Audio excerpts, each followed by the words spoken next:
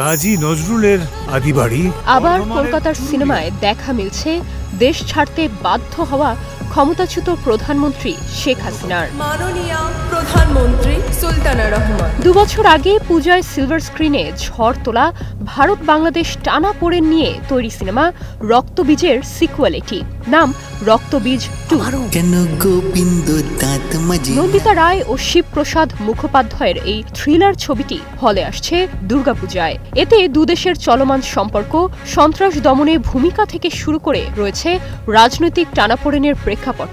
প্রশ্নটা ইন্ডিয়া বা বাংলাদেশের নয়। জুলাই অভ্যুত্থানের পর ভারতের আশ্রিত শেখ হাসিনা। দেশে তার বিরুদ্ধে চলছে মানবতা বিরোধী অপরাধ মামলার বিচার। তাকে ফেরত দেয়া সহ নানা ইস্যুতে শীতল ঢাকা দিল্লির সম্পর্ক। এই অবস্থায় এই সিনেমার কারণে তা আরও তিক্ত হতে পারে বলেও বিশ্লেষকদের ধারণা। অস্বীকার করতে পারো সম্পর্ককে। ছবিটিতে শেখ হাসিনার চরিত্রে অভিনয় করেছেন সীমা বিশ্বাস, আর ভারতের সাবেক রাষ্ট্রপতি প্রণব মুখার্জির চরিত্রে রয়েছেন ভিক্টর ব্যানার্জি। তুমি কি জানো আমার শ্বশুর বাড়ি বাংলাদেশে? নানা আলোচনা সমালোচনার জবাবে পরিচালক নন্দিতা রায় বলছেন, বিতর্ক তৈরির ভাবনা থেকে নয়, এ ছবির লক্ষ্য দু দেশের মধ্যে মৈত্রী ও শান্তি ফেরানো।